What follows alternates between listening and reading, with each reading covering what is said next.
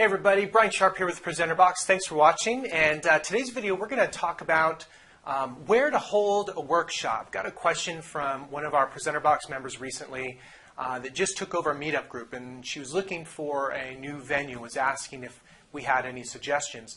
And it really doesn't matter where you're at in the country. We all kind of face the same challenge. A lot of networking groups and small business groups meet in a lot of the same types of places. So we just want to give you a few tips where you might find a place to do a workshop. But before we address those, I want to make sure there's something really important that we keep in mind as we go through this process, and that is your brand.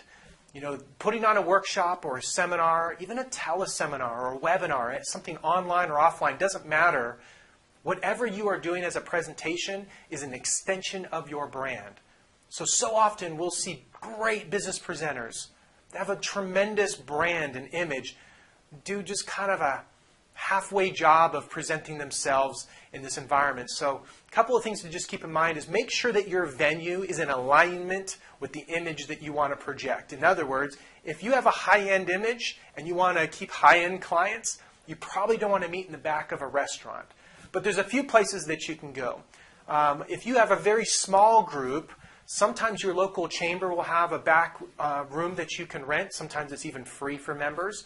You also can look at some of the Class A buildings and look for people that might be able to rent or sponsor your event to give you access to their conference room. You know, this is great for groups of like 15 or less, mastermind groups, small networking groups, that sort of thing.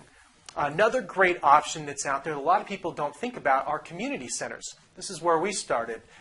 So if you have groups that kind of eclipse that 20-member mark, you can find community groups. Just Google community groups in your local city or county, and there's a ton of them out there. And a lot of times they build large facilities with small breakout rooms that you can get very inexpensively.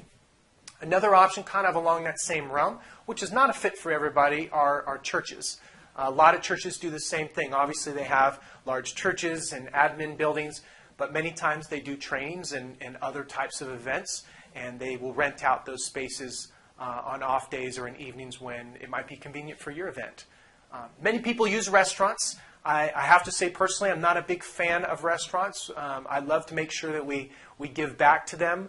However, we just find them distracting. So you have to be careful about the food service, the noise from the other environment, and unless you can get a private room, just be careful with restaurants. And again, remember that when you're sending out a flyer, the location's going to be on there, and that has something to do with your image, right? The last one is probably hotels.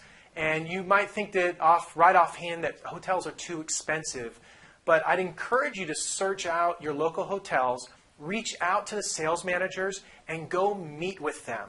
If you just look online at their rates, they're probably quadruple what you would want to pay. But if you go meet with them and let them know who you are and what you're doing and what type of people you could attract to their property, you might very well be able to strike a deal if you show some loyalty to them, maybe promote them a little bit. I have found in my experience that many are happy and willing to do the same in return for you. So there's 4 or 5 options for you to find an event for your next seminar or workshop or meetup group. Hopefully that's a help. If you need any more information or got some questions, please comment below or check us out on presenterbox.com. Thanks a lot for watching, and we'll see you next time.